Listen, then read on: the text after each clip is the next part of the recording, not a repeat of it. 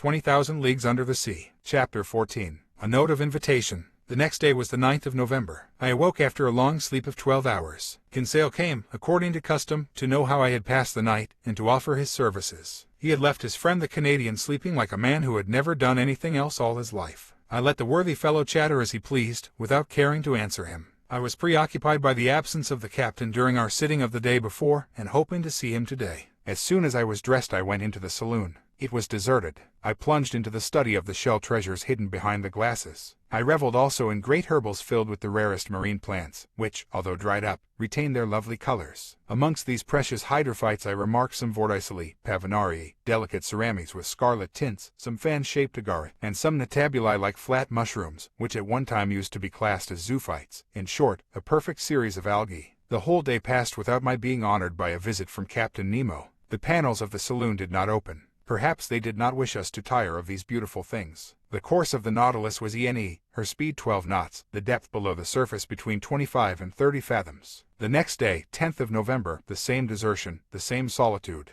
I did not see one of the ship's crew. Ned and Kinsale spent the greater part of the day with me. They were astonished at the inexplicable absence of the captain. Was this singular man ill? Had he altered his intentions with regard to us? After all, as Kinsale said, we enjoyed perfect liberty. We were delicately and abundantly fed. Our host kept to his terms of the treaty. We could not complain, and, indeed, the singularity of our fate reserved such wonderful compensation for us, that we had no right to accuse it as yet. That day I commenced the journal of these adventures which has enabled me to relate them with more scrupulous exactitude and minute detail. I wrote it on paper made from the Zostra Marina. The 11th of November, early in the morning. The fresh air spreading over the interior of the Nautilus told me that we had come to the surface of the ocean to renew our supply of oxygen. I directed my steps to the central staircase, and mounted the platform. It was 6 o'clock, the weather was cloudy, the sea gray but calm, scarcely a billow. Captain Nemo, whom I hoped to meet, would he be there? I saw no one but the steersman imprisoned in his glass cage. Seated upon the projection formed by the hull of the pinnace, I inhaled the salt breeze with delight.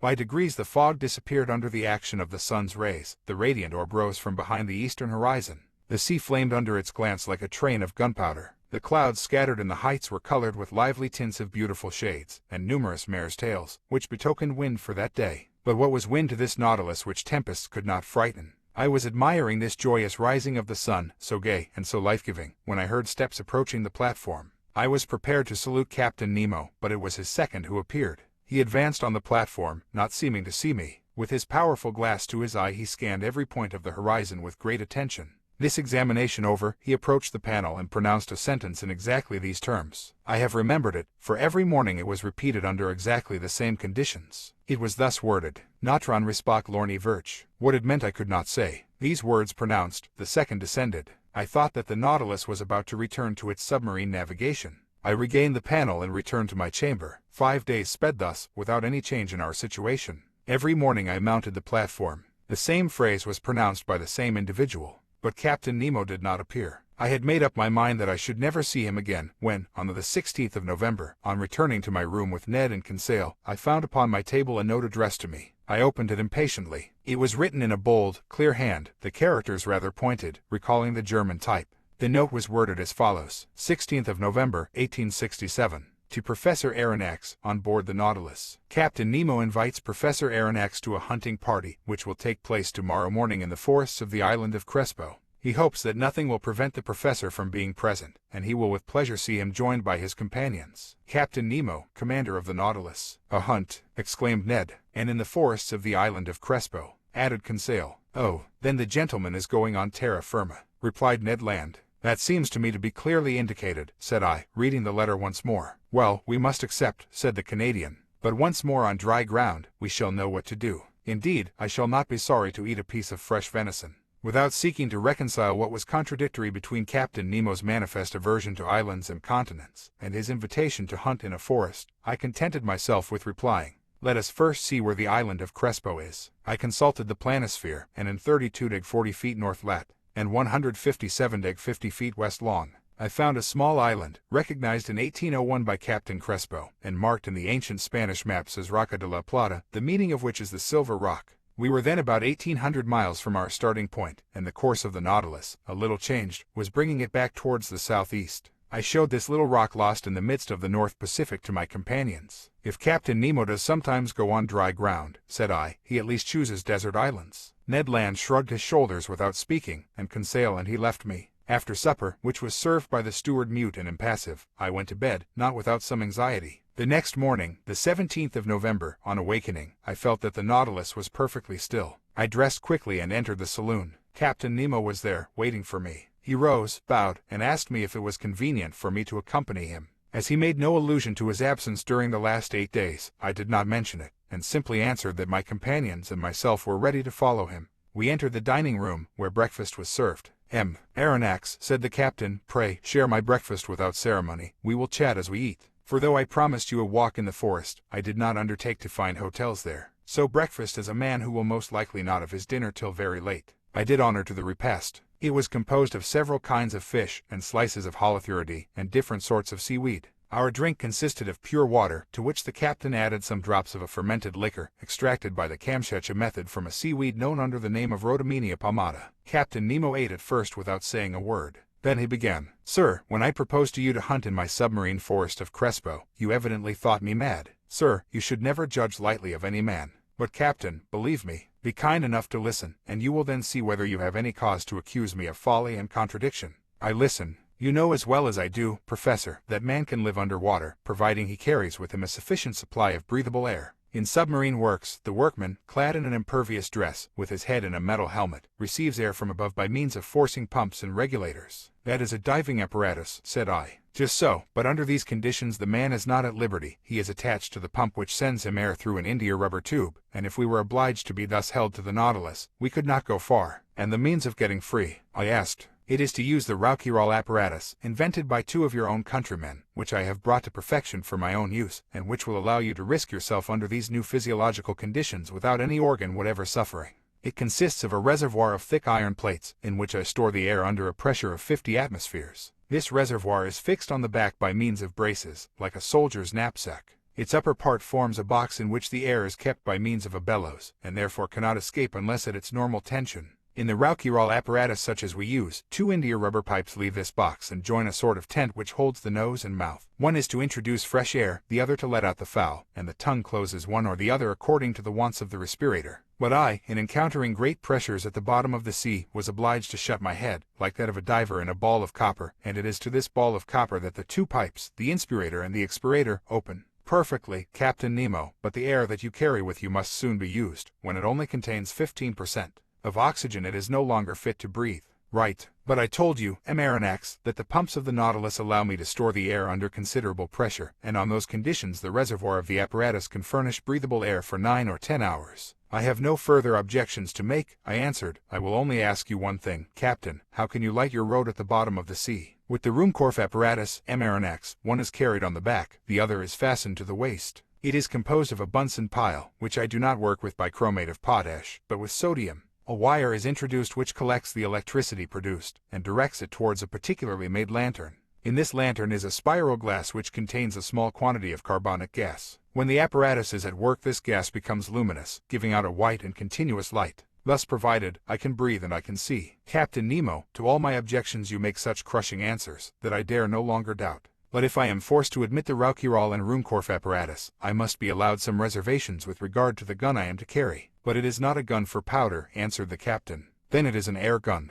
Doubtless. How would you have me manufacture gunpowder on board, without either saltpeter, sulfur, or charcoal? Besides, I added, to fire under water in a medium 855 times denser than the air, we must conquer very considerable resistance. That would be no difficulty. There exist guns, according to Fulton, perfected in England by Philip Coles and Burley, in France by Fursey, and in Italy by Landi, which are furnished with a peculiar system of closing, which can fire under these conditions. But I repeat, having no powder, I use air under great pressure, which the pumps of the Nautilus furnish abundantly. But this air must be rapidly used. Well, have I not my Rouquayrol reservoir, which can furnish it at need? A tap is all that is required. Besides, Aronnax, you must see yourself that, during our submarine hunt, we can spend but little air and but few balls. But it seems to me that in this twilight, and in the midst of this fluid, which is very dense compared with the atmosphere, shots could not go far, nor easily prove mortal. Sir, on the contrary, with this gun every blow is mortal, and however lightly the animal is touched, it falls as if struck by a thunderbolt.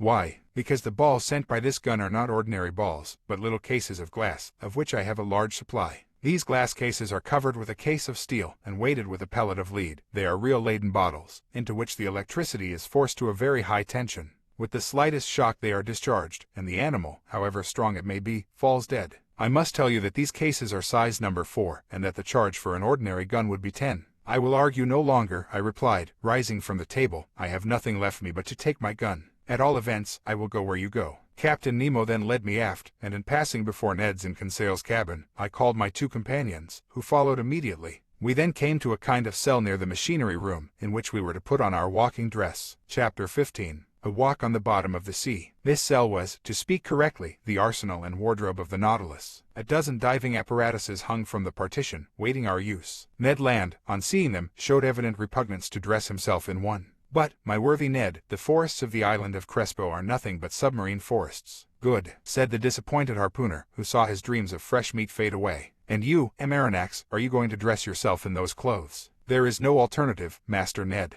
As you please, sir, replied the harpooner, shrugging his shoulders. But as for me, unless I am forced, I will never get into one. No one will force you, Master Ned, said Captain Nemo. Is Conseil going to risk it? Asked Ned. I follow my master wherever he goes, replied Conseil. At the captain's call 2 of the ship's crew came to help us to dress in these heavy and impervious clothes, made of India rubber without seam, and constructed expressly to resist considerable pressure. One would have thought it a suit of armor, both supple and resisting. This suit formed trousers and waistcoat. The trousers were finished off with thick boots, weighted with heavy leaden soles. The texture of the waistcoat was held together by bands of copper, which crossed the chest, protecting it from the great pressure of the water, and leaving the lungs free to act. The sleeves ended in gloves, which in no way restrained the movement of the hands. There was a vast difference noticeable between these consummate apparatuses and the old cork breastplates, jackets, and other contrivances in vogue during the 18th century. Captain Nemo and one of his companions, Conseil, and myself, were soon enveloped in the dresses. There remained nothing more to be done but to enclose our heads in the metal box. But before proceeding to this operation, I asked the captain's permission to examine the guns we were to carry. One of the Nautilus men gave me a simple gun, the butt end of which, made of steel, hollow in the center, was rather large. It served as a reservoir for compressed air, which a valve, worked by a spring, allowed to escape into a metal tube. A box of projectiles, in a groove in the thickness of the butt end, contained about 20 of these electric balls, which, by means of a spring, were forced into the barrel of the gun. As soon as one shot was fired, another was ready. Captain Nemo, said I, this arm is perfect, and easily handled. I only ask to be allowed to try it. But how shall we gain the bottom of the sea? At this moment, Professor, the Nautilus is stranded in 5 fathoms, and we have nothing to do but to start. But how shall we get off? You shall see. Captain Nemo thrust his head into the helmet. Conseil and I did the same, not without hearing an ironical good sport from the Canadian. The upper part of our dress terminated in a copper collar upon which was screwed the metal helmet. 3 holes, protected by thick glass, allowed us to see in all directions, by simply turning our head in the interior of the head-dress. As soon as it was in position, the Rouquayrol apparatus on our backs began to act, and, for my part, I could breathe with ease. With the Ruhmkorff lamp hanging from my belt, and the gun in my hand, I was ready to set out. But to speak the truth, imprisoned in these heavy garments, and glued to the deck by my leaden soles, it was impossible for me to take a step.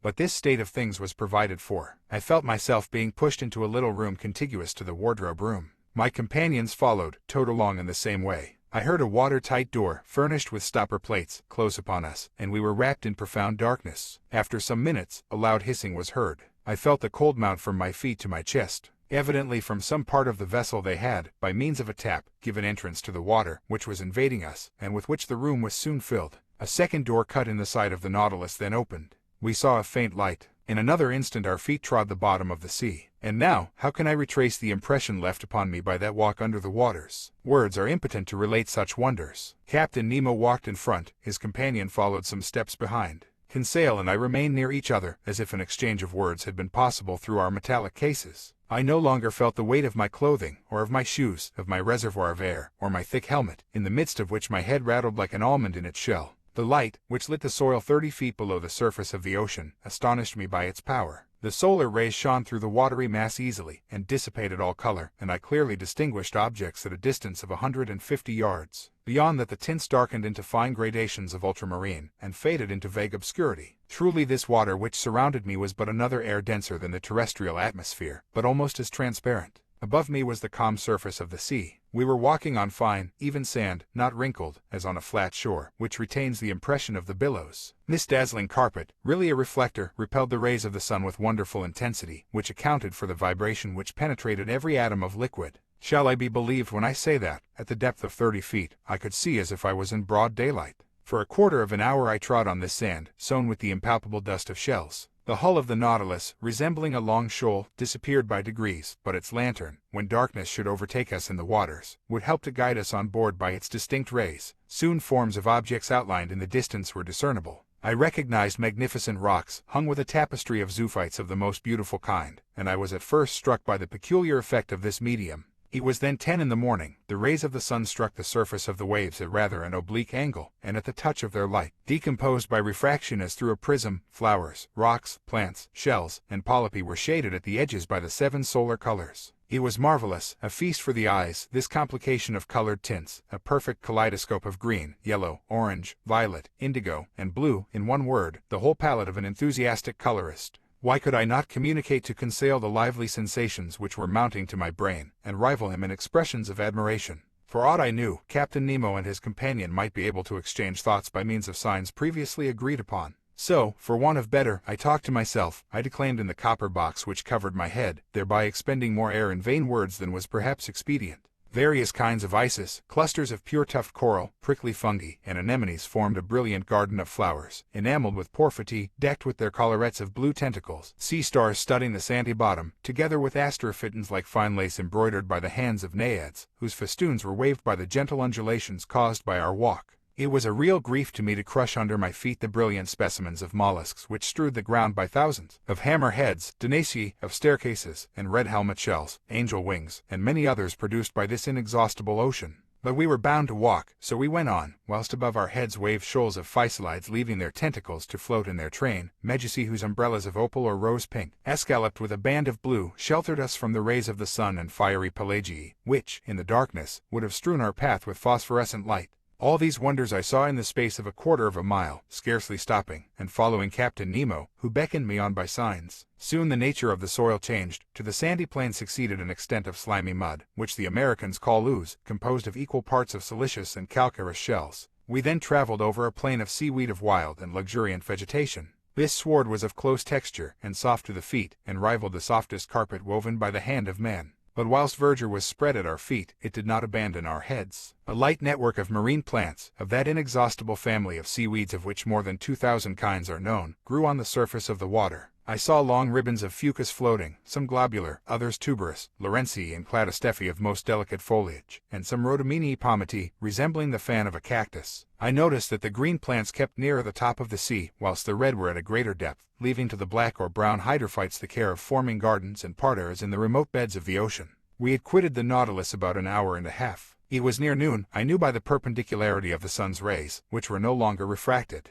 The magical colors disappeared by degrees, and the shades of emerald and sapphire were effaced. We walked with a regular step, which rang upon the ground with astonishing intensity. The slightest noise was transmitted with a quickness to which the ear is unaccustomed on the earth. Indeed, water is a better conductor of sound than air, in the ratio of 4 to 1. At this period the earth sloped downwards, the light took a uniform tint. We were at a depth of 105 yards and 20 inches, undergoing a pressure of 6 atmospheres. At this depth I could still see the rays of the sun, though feebly. To their intense brilliancy had succeeded a reddish twilight, the lowest state between day and night, but we could still see well enough. It was not necessary to resort to the Ruhmkorff apparatus as yet. At this moment Captain Nemo stopped. He waited till I joined him, and then pointed to an obscure mass, looming in the shadow, at a short distance. It is the forest of the island of Crespo, thought I, and I was not mistaken. Chapter 16. A Submarine Forest. We had at last arrived on the borders of this forest, doubtless one of the finest of Captain Nemo's immense domains. He looked upon it as his own, and considered he had the same right over it that the first men had in the first days of the world.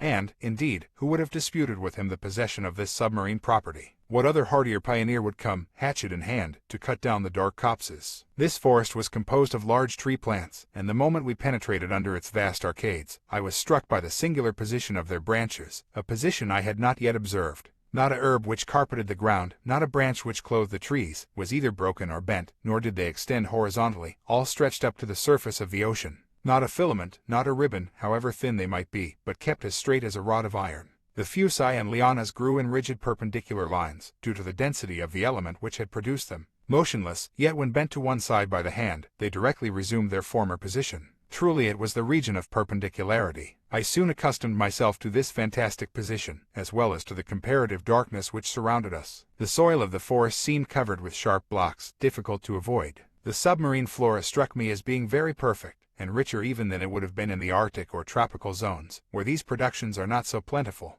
But for some minutes I involuntarily confounded the genera, taking zoophytes for hydrophytes, animals for plants, and who would not have been mistaken? The fauna and the flora are too closely allied in this submarine world. These plants are self-propagated, and the principle of their existence is in the water, which upholds and nourishes them. The greater number, instead of leaves, shot forth blades of capricious shapes, comprised within a scale of colors: pink, carmine, green, olive, fawn, and brown. I saw their pavonari spread like a fan, as if to catch the breeze, scarlet cerames, whose laminaries extended their edible shoots of fern-shaped nereocysty, which grow to a height of 15 feet, clusters of acetabuli, whose stems increase in size upwards, and numbers of other marine plants, all devoid of flowers. Curious anomaly, fantastic element, said an ingenious naturalist, in which the animal kingdom blossoms, and the vegetable does not. Under these numerous shrubs, and under their damp shadow, were massed together real bushes of living flowers, hedges of zoophytes, on which blossomed some zebramandarines, with crooked grooves, some yellow caryophyllae, and, to complete the illusion, the fish flies flew from branch to branch like a swarm of humming birds, whilst yellow lepidocanthe, with bristling jaws, dactyloptery, and monocentrides rose at our feet like a flight of snipes. In about an hour Captain Nemo gave the signal to halt.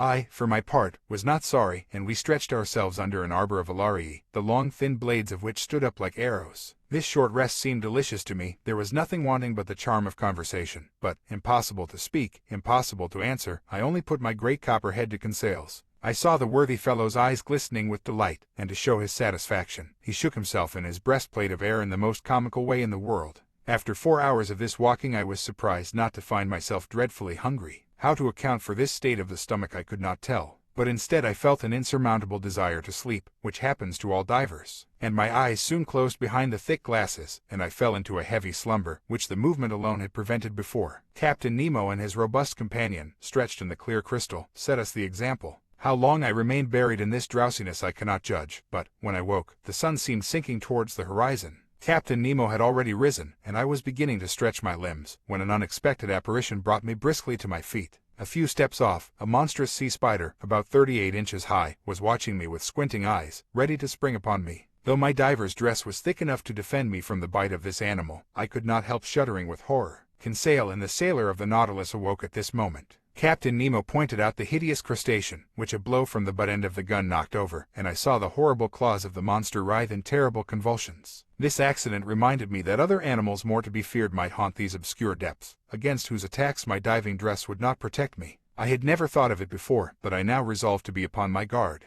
Indeed, I thought that this halt would mark the termination of our walk, but I was mistaken, for, instead of returning to the Nautilus, Captain Nemo continued his bold excursion. The ground was still on the incline, its declivity seemed to be getting greater, and to be leading us to greater depths. It must have been about 3 o'clock when we reached a narrow valley, between high perpendicular walls, situated about 75 fathoms deep. Thanks to the perfection of our apparatus, we were 45 fathoms below the limit which nature seems to have imposed on man as to his submarine excursions. I say 75 fathoms, though I had no instrument by which to judge the distance. But I knew that even in the clearest waters the solar rays could not penetrate further, and accordingly the darkness deepened. At 10 paces not an object was visible. I was groping my way, when I suddenly saw a brilliant white light. Captain Nemo had just put his electric apparatus into use, his companion did the same, and Conseil and I followed their example. By turning a screw I established a communication between the wire and the spiral glass, and the sea, lit by our 4 lanterns, was illuminated for a circle of 36 yards. Captain Nemo was still plunging into the dark depths of the forest, whose trees were getting scarcer at every step.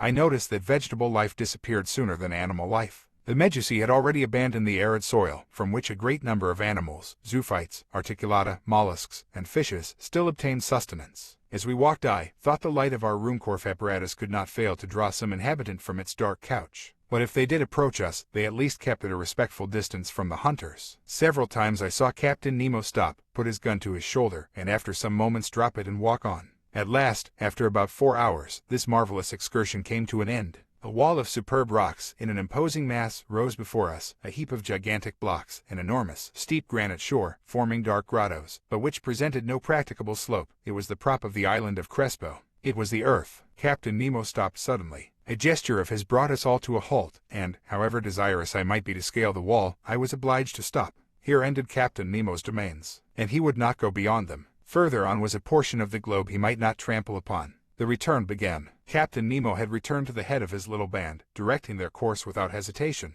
I thought we were not following the same road to return to the Nautilus. The new road was very steep, and consequently very painful. We approached the surface of the sea rapidly. But this return to the upper strata was not so sudden as to cause relief from the pressure too rapidly, which might have produced serious disorder in our organization, and brought on internal lesions, so fatal to divers. Very soon light reappeared and grew, and the sun being low on the horizon, the refraction edged the different objects with a spectral ring. At 10 yards and a half deep, we walked amidst a shoal of little fishes of all kinds, more numerous than the birds of the air, and also more agile, but no aquatic game worthy of a shot had as yet met our gaze, when at that moment I saw the captain shoulder his gun quickly, and follow a moving object into the shrubs. He fired, I heard a slight hissing, and a creature fell stunned at some distance from us. It was a magnificent sea otter, an anhydrus, the only exclusively marine quadruped. This otter was 5 feet long, and must have been very valuable. Its skin, chestnut brown above and silvery underneath, would have made one of those beautiful furs so sought after in the Russian and Chinese markets. The fineness and the luster of its coat would certainly fetch 80 pounds. I admired this curious mammal, with its rounded head ornamented with short ears, its round eyes, and white whiskers like those of a cat, with webbed feet and nails, and tufted tail. This precious animal, hunted and tracked by fishermen, has now become very rare, and taken refuge chiefly in the northern parts of the Pacific, or probably its race would soon become extinct. Captain Nemo's companion took the beast, threw it over his shoulder, and we continued our journey. For 1 hour a plain of sand lay stretched before us. Sometimes it rose to within 2 yards and some inches of the surface of the water. I then saw our image clearly reflected, drawn inversely, and above us appeared an identical group reflecting our movements and our actions. In a word, like us in every point, except that they walked with their heads downward and their feet in the air. Another effect I noticed, which was the passage of thick clouds which formed and vanished rapidly, but on reflection I understood that these seeming clouds were due to the varying thickness of the reeds at the bottom, and I could even see the fleecy foam which their broken tops multiplied on the water, and the shadows of large birds passing above our heads, whose rapid flight I could discern on the surface of the sea. On this occasion, I was witness to one of the finest gunshots which ever made the nerves of a hunter thrill. A large bird of great breadth of wing, clearly visible, approached, hovering over us. Captain Nemo's companion shouldered his gun and fired, when it was only a few yards above the waves. The creature fell stunned, and the force of its fall brought it within the reach of dexterous hunter's grasp. It was an albatross of the finest kind. Our march had not been interrupted by this incident. For 2 hours we followed these sandy plains, then fields of algae very disagreeable to cross. Candidly, I could do no more when I saw a glimmer of light, which, for a half-mile, broke the darkness of the waters. It was the lantern of the Nautilus. Before 20 minutes were over we should be on board, and I should be able to breathe with ease, for it seemed that my reservoir supplied air very deficient in oxygen. But I did not reckon on an accidental meeting, which delayed our arrival for some time. I had remained some steps behind, when I presently saw Captain Nemo coming hurriedly towards me. With his strong hand he bent me to the ground, his companion doing the same to Conseil. At first I knew not what to think of this sudden attack, but I was soon reassured by seeing the captain lie down beside me, and remain immovable. I was stretched on the ground, just under the shelter of a bush of algae, when, raising my head, I saw some enormous mass, casting phosphorescent gleams, pass blusteringly by. My blood froze in my veins as I recognized 2 formidable sharks which threatened us. It was a couple of tintorias, terrible creatures, with enormous tails and a dull glassy stare, the phosphorescent matter ejected from holes pierced around the muzzle. Monstrous brutes, which would crush a whole man in their iron jaws. I did not know whether Conseil stopped to classify them. For my part, I noticed their silver bellies, and their huge mouths bristling with teeth, from a very unscientific point of view, and more as a possible victim than as a naturalist.